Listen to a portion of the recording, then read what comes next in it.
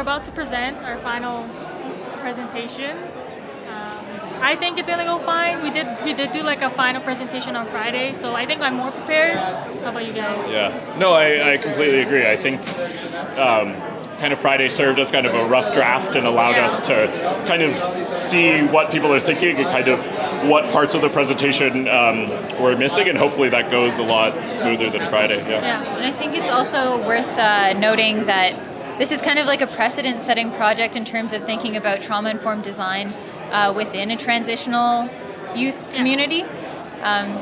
So there's a lot that I think anybody involved can learn from in this. Like us, not limited to us, but also like anybody viewing the presentation as well. Well, and I think building off that, the really interesting thing about it is so much in architecture, it's all about the big idea and how that kind of works together. But in this case, the big ideas matter, but it's a lot more about the detailed design and kind of how that trauma-informed design manifests at a smaller scale. So we'll be talking about our project, the Youth Transitional Community, with myself, Brendan, Stacey, and Lourdes. So just a little bit about the agenda of what we're talking about. We're going to go kind of over our research that was done together, and then we'll go into the three individual projects after that. So kind of the first question that we asked while doing this project was, who are we designing for? And kind of what are we designing? So just to be very clear with what we're talking about, we are designing a holistic learning and homing facility for youth in core housing need between the age of 18 and 34.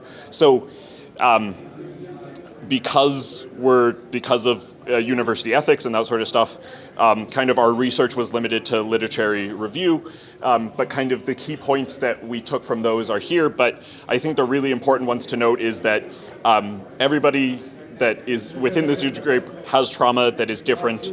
Every person is their own expert in trauma. And then when talking about actually designing something, it needs to be a holistic support system that extends beyond just somebody's time in a certain facility. So one of the first steps we took as a group was really trying to analyze where is the best site for this type of project to exist. So we tried to identify successful site indicators. So obviously the two that have to do with the site itself is the site has to be large enough to accommodate the project, which we set at 1.5 acres. And then we also wanted it to be absence of really loud and disturbing noises when talking about trauma, a group of people that have trauma. The next one is proximity to existing services, affordable housing, access to education options, and diverse employment, which is accessed by transit. And then the last one is proximity to green space and access to affordable groceries that is accessible by walking. So we started with 126 sites that was taken from empty lots and empty parking lots around the city of Calgary. We narrowed that down to 26 based on being larger than 1.5 acres. We then further broke that down to 13 that were within 10 minutes of an LRT station. From there, we also overlaid a 10-minute walking radius to grocery stores and eliminated it down to about 10 sites. And then from there,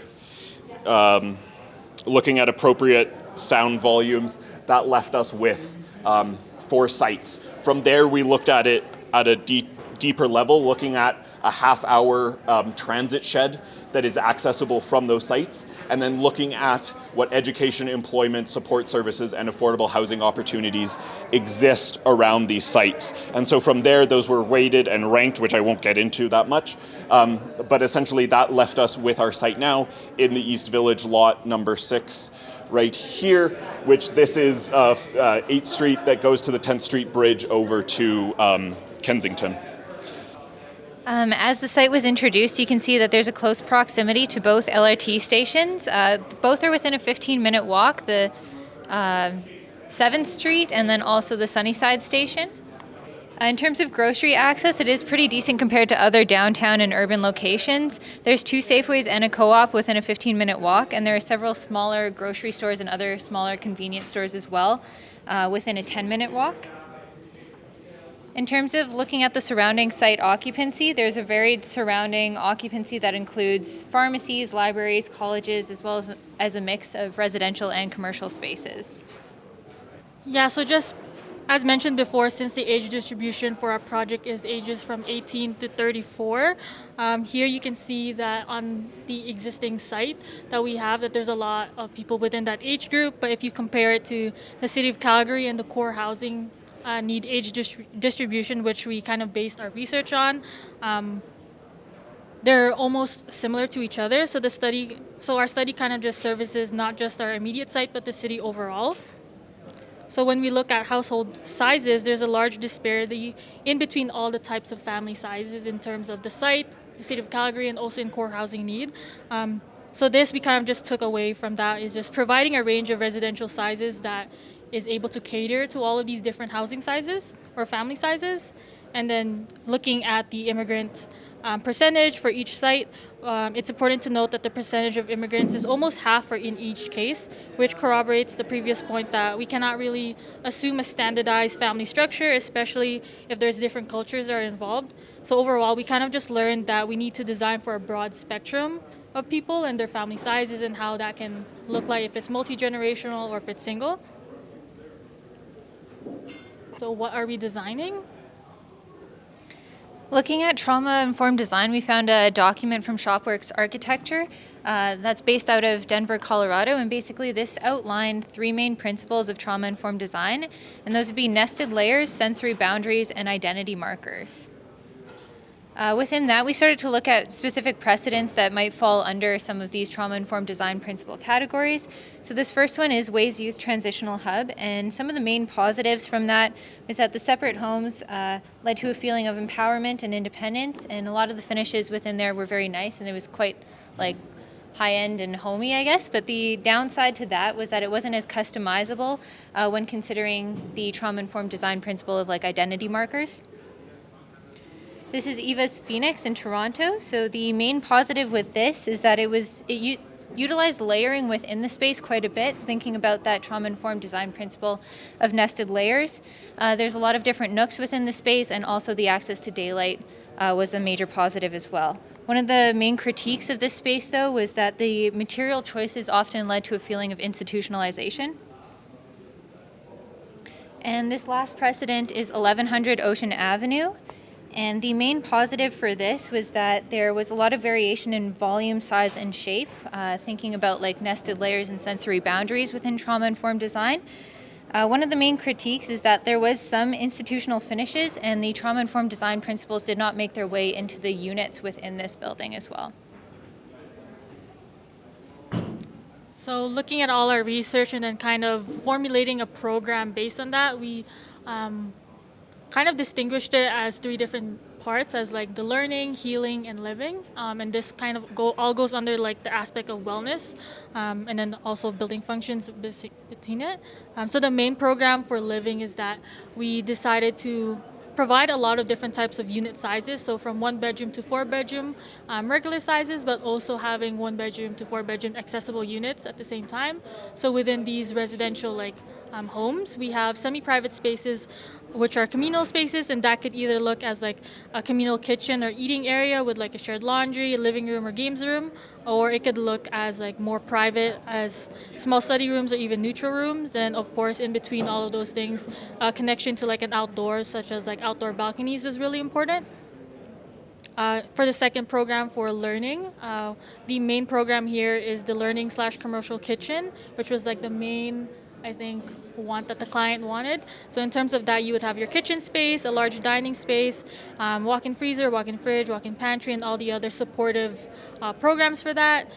Beside it, we wanted to include like a hydroponic garden, so that it kind of supports the learning/commercial kitchen in that sense. So for there, you would have a garden space, some seed exchange, or some other things in there. The third one was the workshop/home economics program, where we wanted to provide maybe a small woodworks room, a small metalworks room, or like something more creative in that sense, maybe even a sewing room. And then, of course, to kind of support all these three spaces, we have large flex rooms that could be used for anything in that sense, so that it could just supports all those three spaces. And just similar to the living program, we have outdoor areas that kind of connect all those spaces together. For the healing program, we decided to include a walk-in clinic since we noticed that walk-in clinics were not very accessible within the city. So having a walk-in clinic on site would be really nice that supports the trauma-informed design for that. So they would have consult rooms, a waiting area, a nurse's desk, maybe a crash cart in there in the doctor's office. Beside that, we also wanted to add like a counseling/therapy area where it was more specific for like caseworker offices with small therapy groups and even individual therapy groups. And in between that supports both is like a gym fitness room, kind of supports their physical health, not just their mental and their well-being, but also to also add into like medium flex rooms for those and small flex rooms. And then the large thing that we wanted to add for this wellness or healing program was like an abundance of outdoor spaces, such as basketball courts, a multi-use field, and even like lots of patios within that, and even like a playground.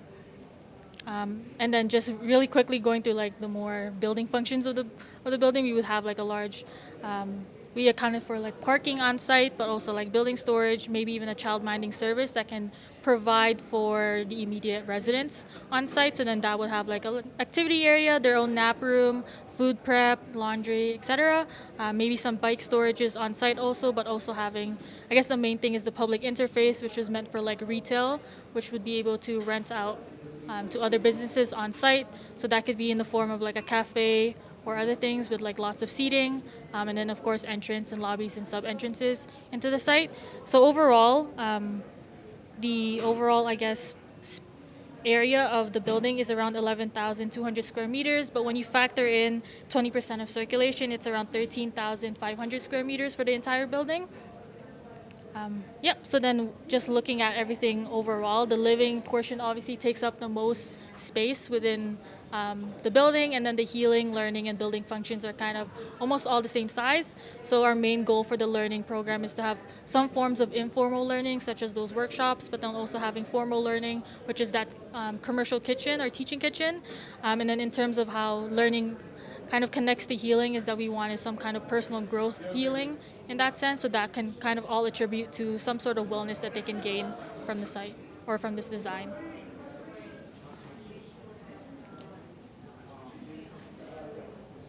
In terms of how this is achievable, we looked at the CMHC National Housing Strategy, and basically what it is that it's a plan to create a new generation of inclusive housing options for Canadians. There's several different imperatives that fall within that, and then for their initiatives, there's create a new housing supply, modernize existing homes, provide resources for community providers, and also including innovation and research within that category as well. Their final goals, this is like a funding type document, so their goals won't necessarily exactly align with the project itself, but as an overall, they're good to keep in mind.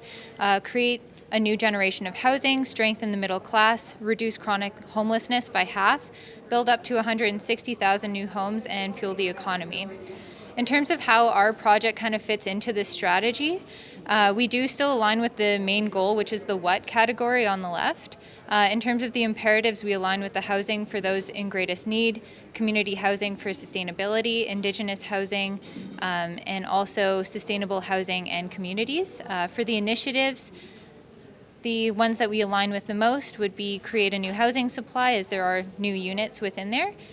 Provide resources for community providers in thinking about like that overall goal of wellness, and innovation and research. The goals from the CMHC strategy that we align with the most are then create a new generation of housing, strengthening the middle class, and fueling the economy.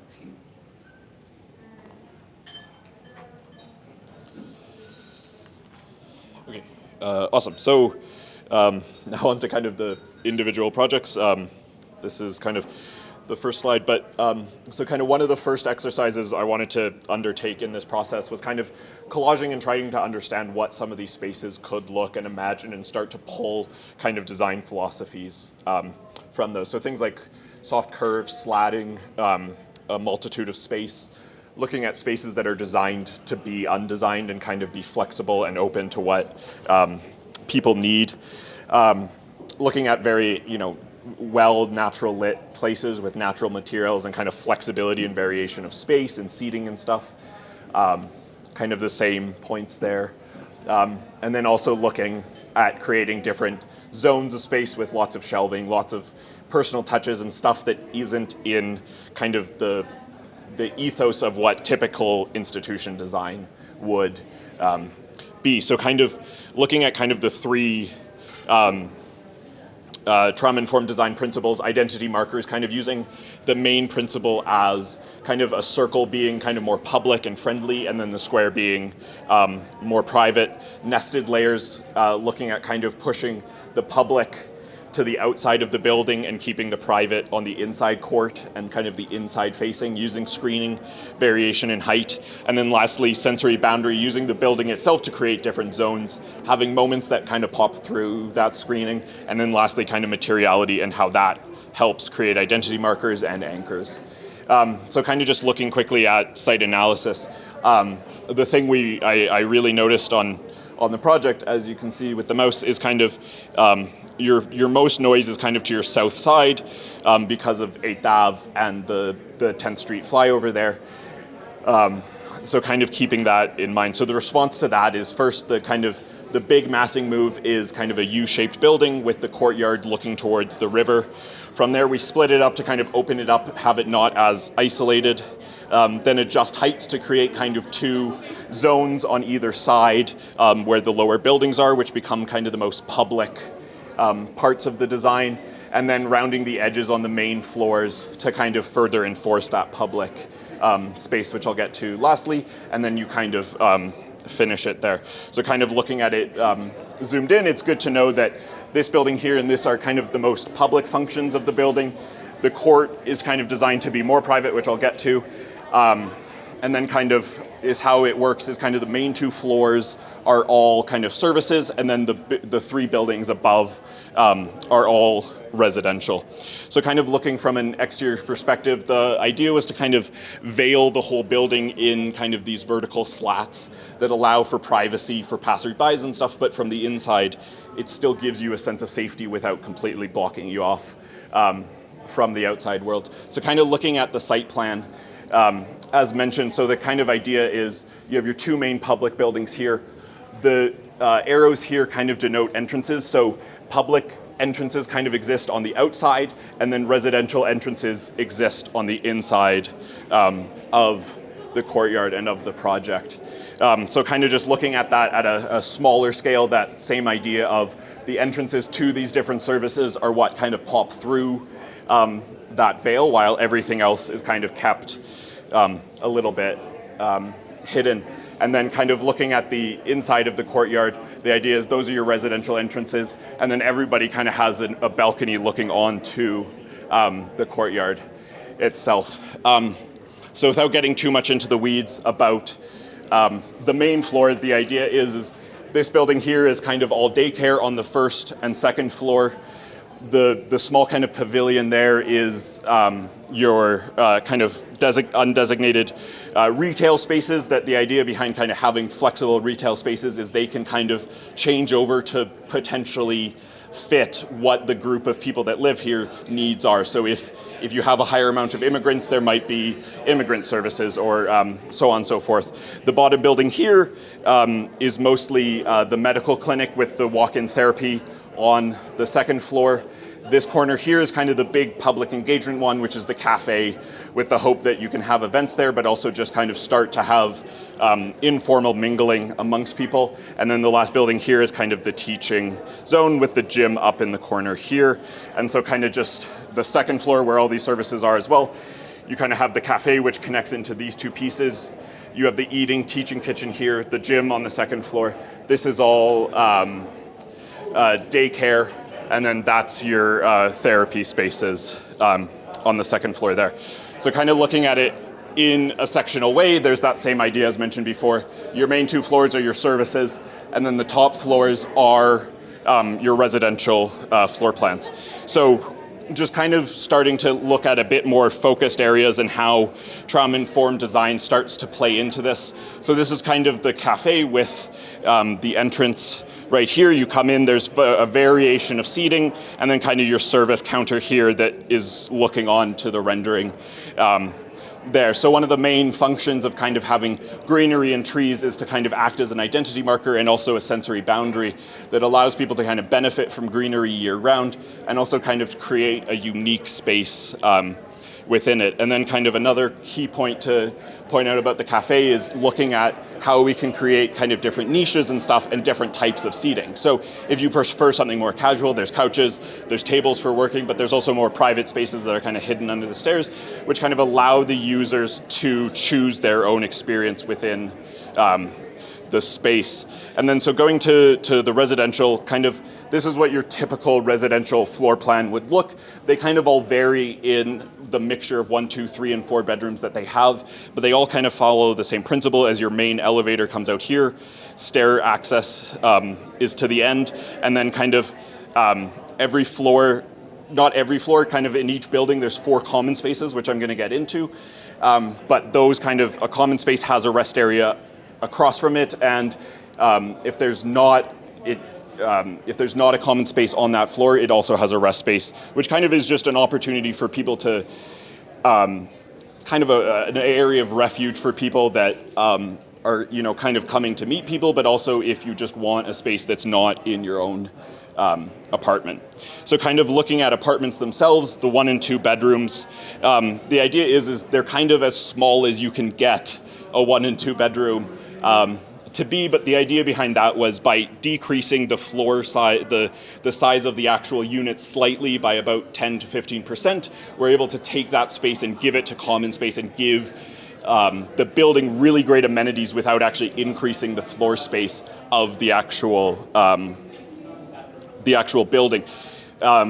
I think the really only thing to note between the two is the idea is in 2 bedroom, 3 and 4, there would be, every bedroom has its own bathroom to kind of align with trauma-informed design, looking at, when people have different gender identities or all sorts of trauma, having your own bathroom and kind of that safe space can be very beneficial to the users. And then kind of just looking at a perspective of that, the inside of kind of that living space is looking at trauma-informed design is kind of material variation, so kind of creating a de-institutionalized feeling, a very homey, personalized feel. And then the other one is looking for lots of open shelving to allow for lots of storage, but also lots of places to put pictures and that stuff without kind of without having to put holes and stuff in the wall, which can become an issue for transitional and this type of housing, and allowing people to make a space their own and to have a sense of ownership. So now I'm just going to quickly kind of go through those 4 kind of common spaces, which were kind of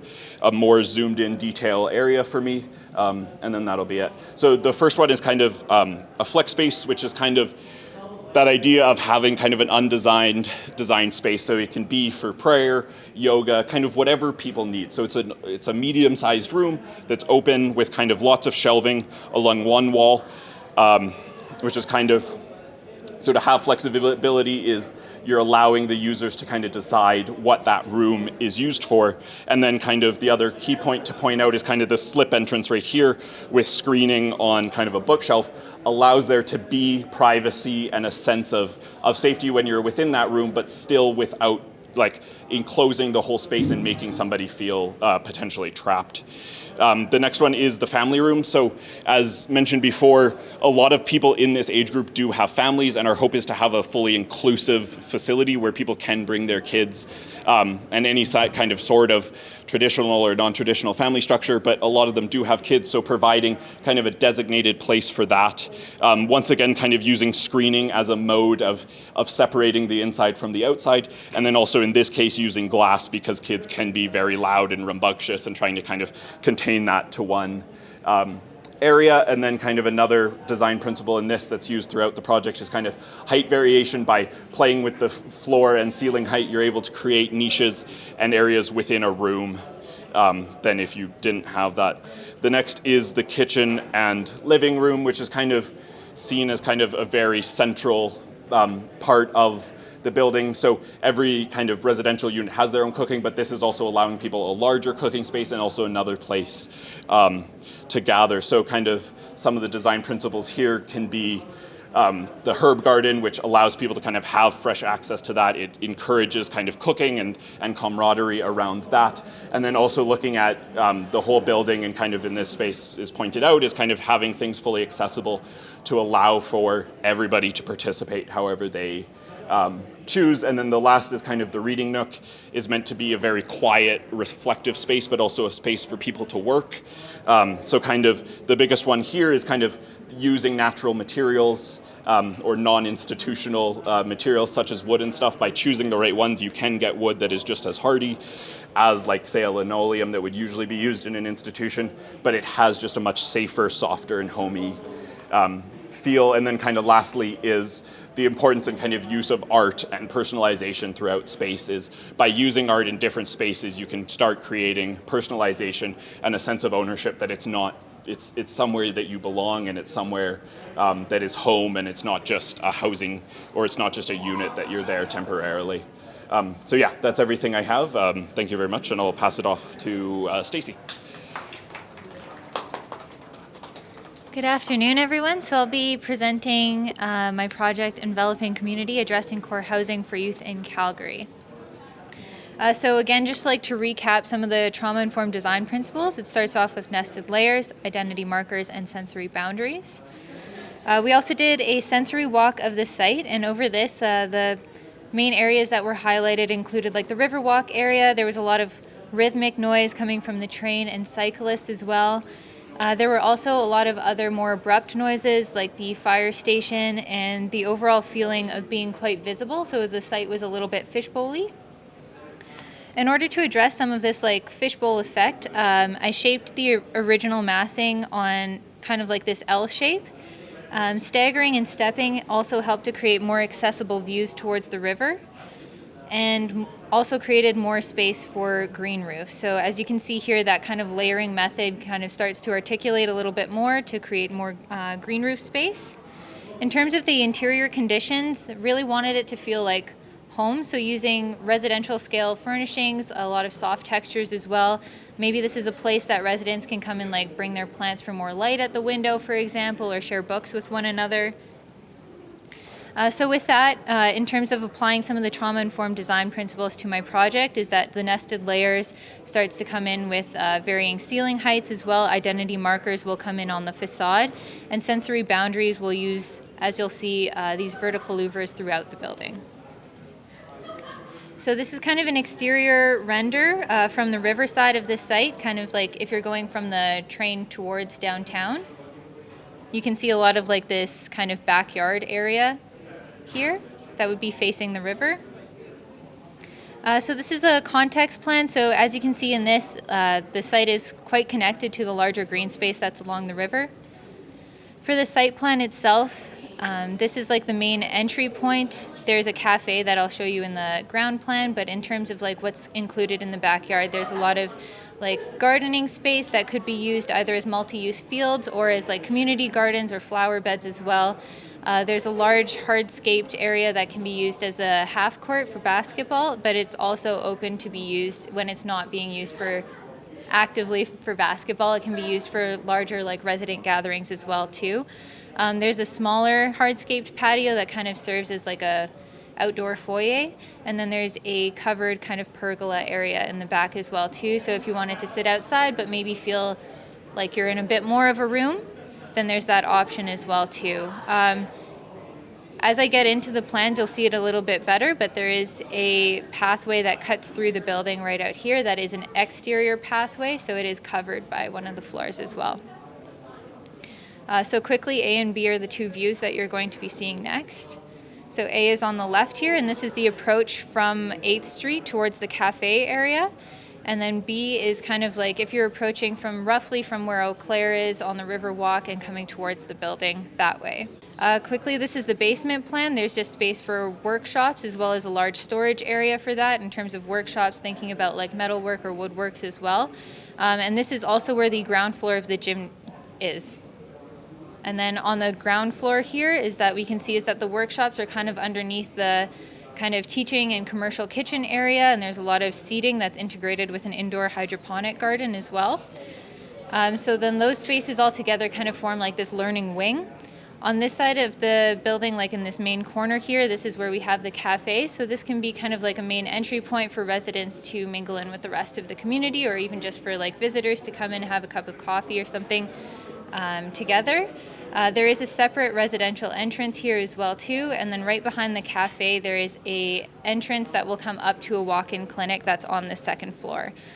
Along 4th, there's a lot of open retail space. This is nondescript in order to allow for like the most flexibility for as the project progresses, I guess, the different futures of what those spaces might entail. And within that, there's also space for like large flex rooms as well. So whether those are classrooms or if those also become retail space, and that's open to that. And then farthest on the left here is that you can see is that there's like a mezzanine level that's at ground level for the gym. So that's where you enter, and then you would go down onto the main level of the gym there. Coming up onto the second floor, we have our walk-in clinic here. So this was the vestibule that was right behind the cafe. And then in this kind of wing, we have a lot of like counseling spaces and therapy spaces, thinking about those rooms being at the scale of like a living room with a lot of like homey furnishings as opposed to institutional ones. There's also a shared kind of terrace area that could host like raised garden beds or even like seating as well too, so that if you're in a therapy session and you just want a little time outside, or maybe you want to have your session outside, then there is an option for that that is still a little bit more private because it's raised. Within this side of the building, there's a lot of like flex rooms as well, so like small and medium-sized flex rooms, so those can be used for either smaller classes or smaller group gatherings as well. And then this is the kind of daycare or child minding service that I had in mind, and this is kind of the chunk of the building that goes over that exterior pathway. And that opens out onto a rooftop kind of playground area that's on top of the gym for the children. Quickly going through the residential plans, the main thing to note is that there's a mix of different types of units on each floor, and then each floor also includes a different living and laundry area, as well as a shared kitchen and dining area as well. So there, within the units, there is everything that a resident might want, but these are just options for a slightly more public experience as well too. So if you have visitors over and maybe your kitchen doesn't host quite as many people, then you can use one of these on each floor. So yeah, just quickly going through each floor here. This one, I'll have call-outs for this later on to show you specifically those communal spaces on this floor. And then worth noting for this floor and the next one is that they get repeated twice because they are a smaller floor area. These are slightly more private spaces as well. So if somebody is facing like a more acute level of trauma, perhaps these floors would be better suited to them, as there's more privacy within these floors basically. So these are examples of some of the units. There is quite a lot of variation within the units as well. So as you can see, there's like a full kitchen as well in both of these units. There's a full bathroom in them, a good amount of space for a dining area. And then within the balconies, there's, as you'll see later on as well, is that the sensory boundaries start to play a role, not just on the balconies, but also within the space as well too. In terms of what the next image is going to be, this little like black box, which is like right here and right here, is kind of calling out the area that you'll see in the next image. So this is kind of like in section AXO, and basically what this does is that on the ground level here is that delineates like having retail or large flex spaces. Balconies are coming off of every floor above that. They're also like offset or staggered. Flex rooms on the second level as I was walking through the different floor plans, and then the living units are all above that as well. The balconies in the very top of the building are also covered in a shallow green roof. In terms of looking at the trauma-informed design principles within that, for nested layers we have like the staggered balconies that create kind of nooks within the facade. The railing height and full height wood louvers reinforce this like nook-like feelings from the balconies. And then it's also worth noting that for the identity markers and the sensory boundaries as well, is that these louvers are operable, so they can be closed all the way to provide the most privacy or possibly even block out as much of noise from the street as possible as well too. Or they can be opened all the way as well if that's desired. So this is the next little like call out area or focus area. So we'll be looking at the cafe. So this is a plan of that. So as you can see is that like there's this curve that goes into the floor. It is completely level on the floor, but as you'll see in section is that the ceiling heights do change, and that's basically to reinforce those ideas of like the nested layers and sensory boundaries within the space as well too.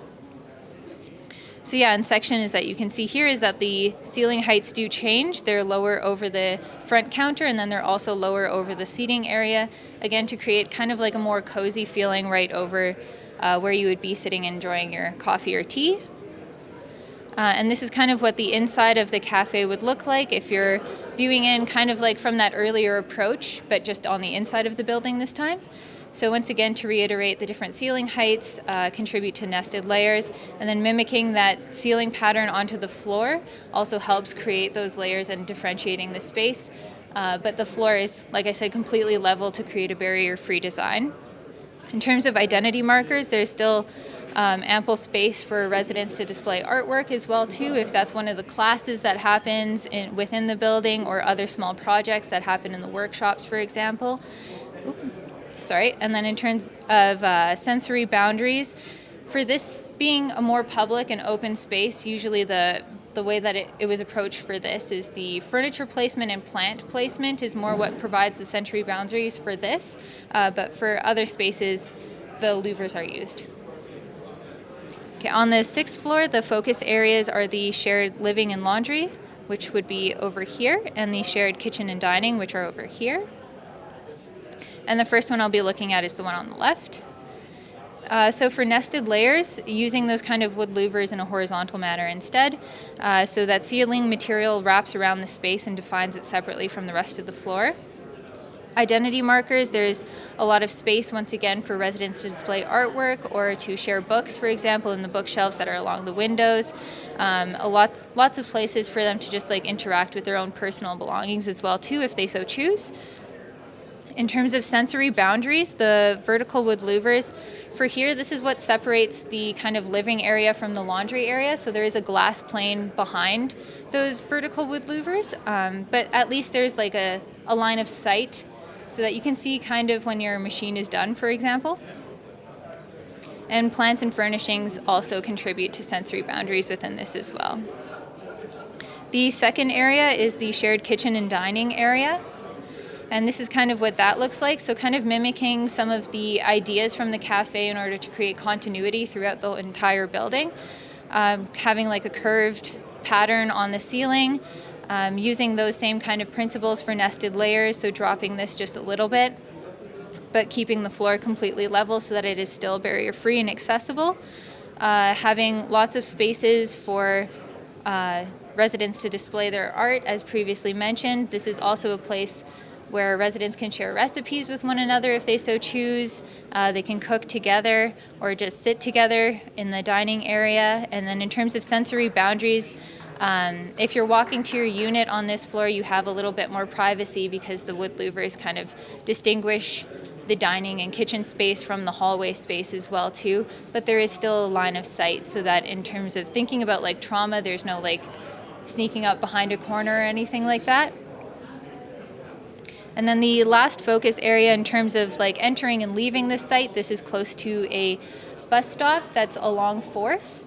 And this kind of pathway here, as you'll see in the image, there's kinds of like these lockers for bikes. They're basically like little garages for bicycles. There's these kind of podiums in the center that can serve as seating, but also places to display art or other projects that are created within the building. Use of natural materials as well, and a clear line of sight right through the entire pathway that is buffered slightly on the 4th Avenue, side by just a little bit of streetscaping, but on the other side that would be in towards the kind of like backyard area with all of the landscaping. There would be much more plantings to kind of provide a little bit of screening that way as well and kind of distinguish that space from the public side of the building. In terms of other sensory boundaries as well to kind of help define the space is that the flooring material changes as you enter into that kind of pathway area. And that is the overall image again. Thank you.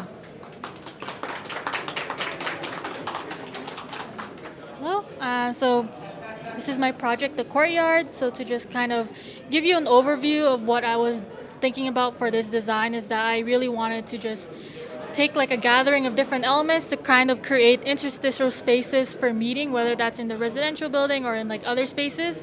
I just wanted to make specific spaces to kind of foster these different types of small nooks and crannies for social events. So when I look at the trauma-informed design principles, I kind of started off with this like rigid organization of all the buildings. I then started to shift those blocks, and then in turn that kind of creates like these different more edges along the site, but also to kind of create these different pockets of space in terms of nested layers. For identity markers, in terms of like the exterior site, they kind of just look like a cluster of buildings, but when you kind of look at them closely, it's very noted that there's a specific building shape for residential buildings, and then there's a different shape for a community building, which has most of the services that provide for this building. And then in terms of sensory boundaries for exterior, since I did start with like kind of like a cube structure, I didn't want to have like a homogeneous facade where private and public is almost the same interface, but to kind of create like variation in the facade where the public is kind of more inset and it's more public, more transparent, but the private is a little bit more, I guess, more screened so that they have a little bit more privacy from the outdoors.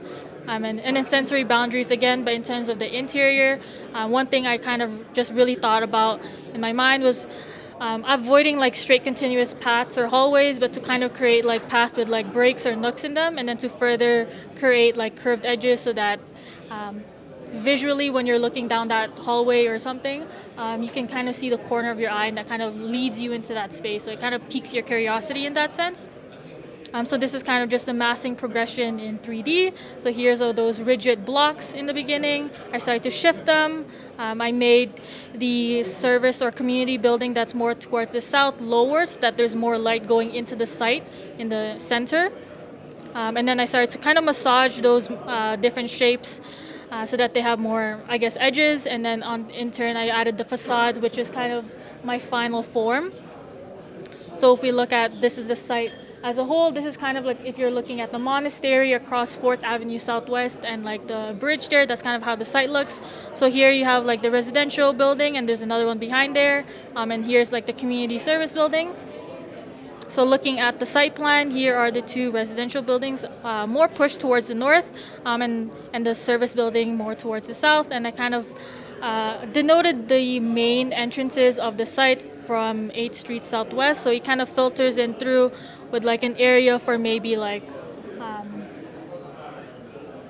an area for like installations or something, and then like a large community square, and then similar on the west side for there's an area for installations. There's a half court there, and then the main thoroughfare that kind of cuts through the entire site so that there's a connection from the city to the green space just up north. So here are the residential buildings from the north looking south into that site, and here's like the main public thoroughfare just going through the middle. So looking at the, I guess, a program breakdown of the residential building, the ground floor is mostly commercial, so more retail spaces. The two orange floor plans here is residential floors. There's an amenity floor sandwiched in between, which houses more private, I guess, support spaces. And then the last 3 floors on the top are all residential floors. And then to just make note of like these light cores that kind of cut through the entire building. So that was mainly for kind of creating an element within the circulation space that's kind of forgotten, but to inform, I guess, the space more so that it creates more curiosity, but also creates more nook spaces and like visual interest within otherwise dead space. So looking at the ground floor plan, from majority of the spaces looking towards the south are all residential or all retail spaces for rent, and then there's an area for like a small daycare here that houses specifically for the residents if they want to go to work or if they want to go to like a class or like a program that's happening on site, that they can leave their children there for a certain amount of time. And then here's the main lobby that has entrances from the south and to the north, and then support spaces such as the mail area, an indoor bike storage, and even an office for deciduous group who are like having this program where they can have their own dedicated space to work from. Here's just a typical residential floor plan. So here's the second floor plan. The main thing to note here is that every floor does have a private workspace, a spiritual or meditation room, or like even a neutral room, and then a shared laundry. So within going through the entire building are these two light cores that are kind of like that element of curiosity that kind of brings people out from their units into here, and then interior courtyards or like interior double height space living rooms that are connected to that. So here is just how it looks like on the third floor plan, and how you can see from like the open to above. You can see it more clearly more in like a section I have later on. Here is the amenity floor plan, so that's kind of sandwiched in between all the residential floors. So to kind of go through the different spaces that we have, I included like a library slash reading room and a children's indoor play area, and in between is kind of like a private garden to kind of, I guess, mediate between the two spaces, so that since it's a quiet space and a loud space, it kind of like brings them together. Just south of that is the creative room, so more so like for painting and crafts and photography, and then and that's shared with a flexible community room, so it could be large or small room, and that could be kind of used as like maybe as a space for gathering for the building. So if they say if they have like an announcement for all the residents in the building, they can use that space as kind of like their gathering, like meeting space, and then the shared exterior space in between. To the right is like a fitness room specifically for like yoga and Pilates, paired with like a fitness room with cardio or strength training, and of course their own shared exterior space. And to the north is two communal living room slash kitchen spaces that they kind of use as like for larger gatherings of people, and then a community garden in between that kind of acts as like a greenhouse, so that it kind of, I guess, supports the two communal living kitchens in that space. And then of course the light cores go through within this floor also. So the rest is kind of just typical residential floor plans going through each one, and the same design methodology is kind of repeated throughout the spaces. So this is kind of that light core light section that's kind of going through the building. So from here, the main purpose of this is to kind of bring light deep into the building, into the center. And from there, you can kind of see like these little Juliet windows that kind of poke through, and even like these little pop-out windows that kind of visually cut through the space. So you can see in between different floors, but you're not actually just completely open. So it's kind of like little open pops of window that you can see snippets of people in different floors, but not directly. So it's an indirect way of kind of sharing the spaces throughout the entire building. And these are kind of just renders of that interior. So here to the left is like if you're walking in right in the middle and you're looking up, you can kind of see these Juliet windows with the pop-out windows. And here is from like a higher floor with that cutout around it, so you can kind of see through these different spaces also. So from there, if we look at the amenity floor that's sandwiched in between all the residential floors, here we have the children's play area. And in terms of trauma-informed design, I kind of just wanted to include a variation of height. So the drop ceilings kind of allow for the variation of height, but also creates different depths of space when entering the room. And then also including a lot of soft fabrics, such as the soft cushions and couches kind of aid in noise reduction, and provides tactile surfaces for children in combination with wood furniture to provide warmth to the space. Next, we have the communal living spaces slash kitchen within that amenity floor. So again, we have the variation in height, but in this sense, the drop ceiling specifically here allows for that variation in height, but also creates different depths of space again, which creates different zones. So here you can kind of delineate that this is like, the kitchen zone. So that's a one area, and here the higher space is kind of like a dining zone. And then also having I guess not designing the space too much, but having it open enough so that you can personalize the space. So it allows for everyone to kind of use this space as they see fit, and then bringing in their own like cultures and their own food to kind of create and share in a space that they can kind of personalize themselves with the natural view, of course. So here are just typical residential plans. So here we have a one-bedroom suite that's around 40 square meters and a two-bedroom suite with 65 square meters. So for these two floor plans, I kind of wanted to, especially for the entrances, I wanted to delineate zones within these spaces also, so that when you enter, you're not just entering into like a completely open space. There's like a specific enter like foyer zone, and then you get filtered into like the living zone or the kitchen zone, living room. And then in this sense, for the two-bedroom suite, we do have a separate bathroom for each bedroom for trauma-informed design. I think that's pretty important, so that they're not sharing like a common space that is pretty private in that sense. And then next on, we have the community building, which houses most of the the learning and healing programs, as mentioned before. So here, to kind of just go over the massing design, since the residential building was very introverted in the sense where all the interstitial spaces or gathering spaces are in the interior, I tried to kind of form the massing of the building so that all those spaces are in the exterior. To just quickly go through the ground floor plan, we have the main lobby. Off to the right, we have like a commercial cafe that's connected to an enclosed garden that is double height space. So if we go back to the lobby here, we have like the workshop. So here is mostly like the wood workshop or the metal workshop, and there's a machinery area that's also double height with work tables. And then to the left, we have like an eating area with the teaching and commercial kitchen in that sense. So the second floor plan here, again, we have the main lobby space that kind of connects off to the walk-in clinic that has access to that garden right below it, so that when they're in the waiting area, they have like something visual, something calming to look at while they're waiting in like a typically high stress, I think, program. And then from here, we have a separate therapy area for the counseling intake desk, and then individual therapy and group therapy rooms that has also kind of a visual connection to the workshop below, but it's enclosed so that the sounds of whatever machinery that they're working on doesn't kind of like filter to the top.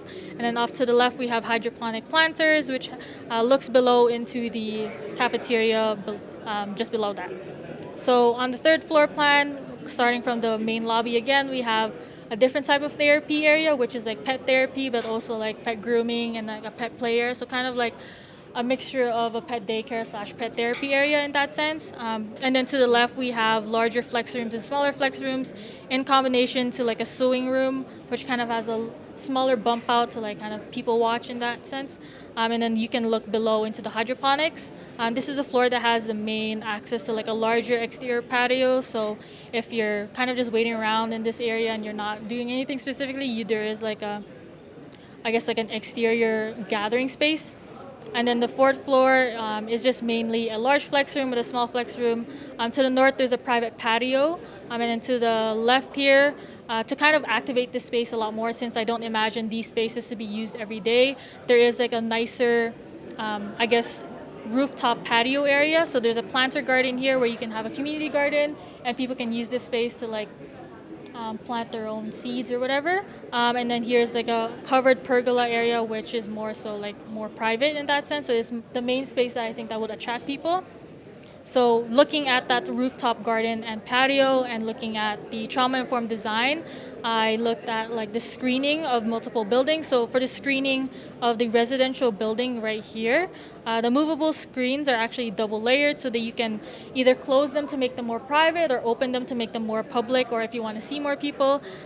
So it allows for kind of more personalization on the exterior of the building and for privacy, and then also the extended louvers on the community building themselves kind of creates a sense of oasis and shading so that it provides more privacy while you're up there. You're not just like open to the air above. In terms of natural vegetation or like the identity markers, the planters kind of allow for personalization on the rooftop greenery, which creates a sense of belonging in the space, so it's not just like a commercial space that they're using. And then also underneath all the pergola here, kind of creates another sense of boundary, like horizontally, so not just like vertically here, also above you, so that it kind of creates like more pockets of safe spaces even though you're outside. So looking at that building, but like in section, here I highlighted those double height spaces. So in terms of like the sunken garden here, just past it is that cafe area, and just above is the health clinic. So it does have a connection to like, I guess, a more public hemisphere, but since it is enclosed and the health clinic is looking right above it, it has more of like a calming effect in that sense. And then therapy and counseling has both visual connection to the sunken garden, but also the workshop viewing area, which is double height. And then the hydroponic gardens is connected to the flex rooms just above.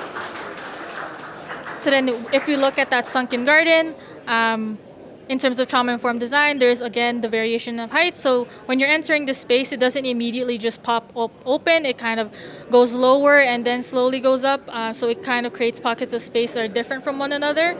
And then also creating a lot of material variation in that space.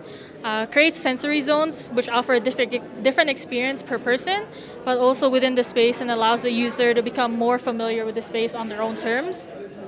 So this is kind of like the interior of the entire site. So these are like the residential buildings to the right, and then the community building on the right. So I kind of wanted to create like a courtyard in that sense. So like this is the main gathering space in the middle. And that concludes my presentation. Thank you. And then here's just the bibliography of all our work. Question I would ask all three of you. You talked about the not being institutional, creating something homey, experience of being at home. I would like you to elaborate on each one of your designs, how you address this concern. What was your strategies to bring the experience of being at home for the people who are staying here for a period of time, 2-3 years staying here, and not being in an institution. So each one of you can elaborate on your own strategies of your design. I guess like in my sense, I think trying to not over-design certain spaces to an extent where they can still feel like they can personalize that to like a certain extent. So kind of providing a space where they can feel like they can move things around, not things that are too prescribed in that sense. So like, yes, having built-in things, but also like giving them the agency to move things around if they really want to. Yeah. Can you show some of the examples of it? I guess feel. Yeah. So like, yeah, for example, like in my residential floor plans, like it's not a built-in wardrobe, it's just a wardrobe, so they can move it around if they need it. They can move the bed on this side if they want to, or put it here. And then also having this screening on the balcony kind of allows them that agency to, if they want it all private, they can have it all closed, or if they want it open, then they can open them, similar to the one bedroom.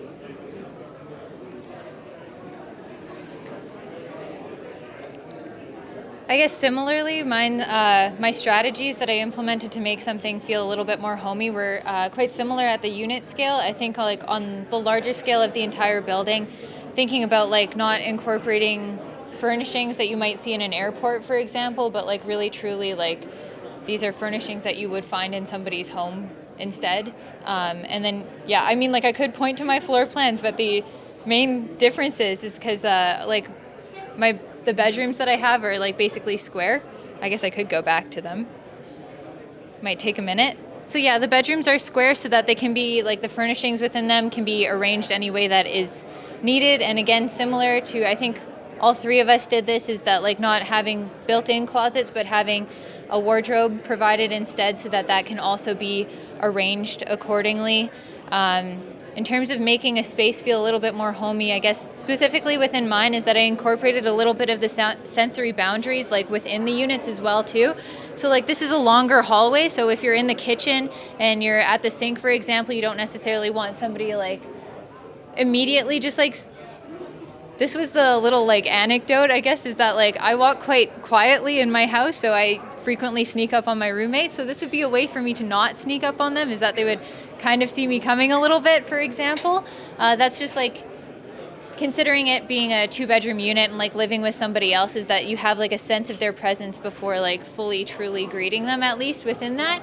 And then it also, for a lot of homes too, is that sometimes, especially thinking about like trauma-informed design, not having it all just be one open space, but having slight differentiations of space as well too. So in this unit, using some of the louvers to kind of distinguish out some of the living space, make it feel like more of a nook, even though it is part of like a larger space as well.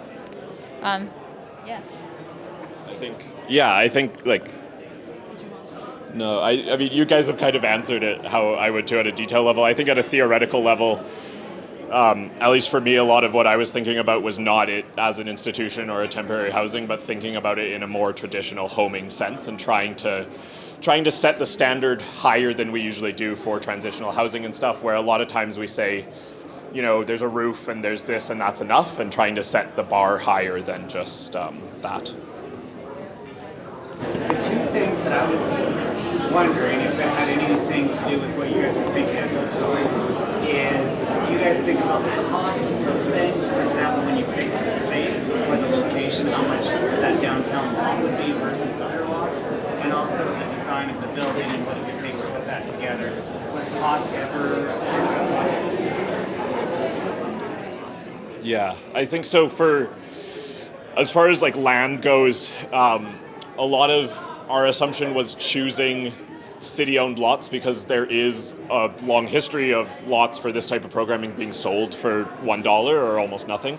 So for our kind of perspective was when we were looking for the best site, we weren't thinking about cost because we thought that realistically there are ways around that kind of issue at a land scale. So we kind of tried to find what is the best site for this type of building and this type of user group. And then I think for the building, not that.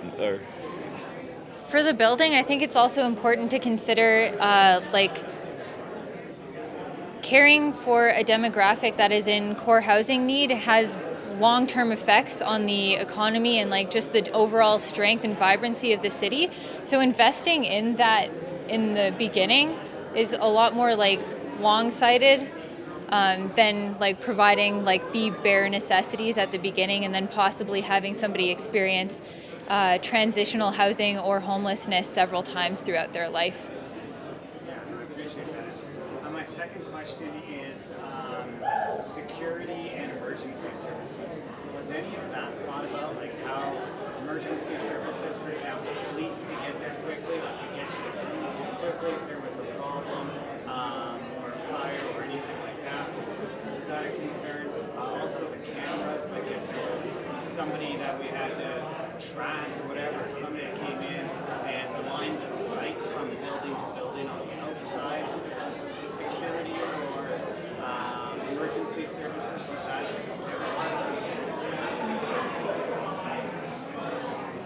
Does anybody else want to tackle it? Yeah, there is a fire hall right across the street. So there's that. I would say like generally for all three of us is that like a lot of our pathways are wide enough anyway that in an emergency situation is that they can be accessible anyway. Yeah, there's that. And then in terms of like sight lines, I think that kind of plays into the trauma-informed design idea of like thinking about like you can still see the space without it necessarily feeling like you're being really truly watched. Yeah. Any other? Yes, I have, I think, like 5 or 6 egress stairs, so there's definitely plenty of ways to get out of my building. I have one more question. So, your concept design is trauma design, and there are different types of trauma that it will be for the intakes, people who are coming here. So some of the, you are creating a community basically, but not everybody who's coming in is willing to be part of the community. So some of them might be very private, they prefer privacy. My question is basically about the placement. You have the intake coming here, how do you address that? That addresses very different type of trauma that coming in, and also the demographic, different demography that are coming in. All of that thing, how do you address it in a building like this? How do you take the intake? What program do you have in place for placement in the design? I guess to kind of address that was that I think what's different about all 3 of our projects is that we do provide like a multitude of different programs so that there's a lot of flexibility and choice in what you want to be a part of. So I think our main goal was to just provide like almost everything in that sense that we can think of to provide different kinds of therapy, different kinds of services or learning opportunities that enables them to have many different choices on what they can do while they're living there. And I think that kind of speaks throughout in like all of our designs. So having a lot of like even different communal spaces within our residential buildings. Like I think most buildings don't even have like nice communal spaces, but I think that we took on every floor. So we kind of took care to provide as much as we can to provide that agency of choice in like almost throughout the entire project. I got it, thank you. And just some examples of it. You're talking about flexibility, designing flexible spaces that can be used as needed. Can you show us some of the examples of those flexibilities in your designs? Yes. Either of them, just some examples. I feel like I've gone through mine already, so somebody else go through their project. Sure. So let me see if I can find this. So I think one of the... Sorry. No, it's all good. I'll go to the floor plans. Besides, like, throughout most of the floor plans, there are kind of undesignated flex spaces that kind of tie themselves to the therapy space or the walk-in clinic or the daycare, which can do that further. But I think, like, one of the examples is this is, so on the main floor on this bottom building here, is your medical clinic, and then on the second floor is the therapy space. And kind of the idea is there is secondary entrances into the therapy space from kind of the cafe to the second floor where you can kind of sneak in. So that's not done to kind of about stigma, but it's just allowing that certain people might feel that they're perceived a certain way with doing therapy or that. So allowing them kind of multiple options into that space allows them to kind of choose kind of a more private entrance or a more public entrance for that. I think that's one of the key ones I can think about in my project. Thank you very much. Yeah, thank you. Yeah, I think that I was way more prepared. I think it went well for everyone, and also like, what was the second question? Yeah, and I think when you're looking at kind of like a transitional housing for youth 18 to 34 that are in core housing, kind of thinking about that trauma-informed design has kind of been like the theme that gets repeated over and over and over again. But I think the really nice thing about today too is the amount of people that are here, and it just kind of, there's a lot more energy I think in the room than Friday when it's just you and it's just kind of a smaller group of people talking. Yeah, and I think also like having all the clients here Yeah. with us was really nice. So like actually seeing like their faces and their reactions to it was like pretty good. Also, in terms of like architecture school as a whole, is that we don't always get to make projects that mean something to somebody, and this is truly like a project like for a specific group of people. We have a client group. It's like pretty amazing to like have a project be immediately appreciated and by not just us. Yeah. It's been pretty great. Yeah.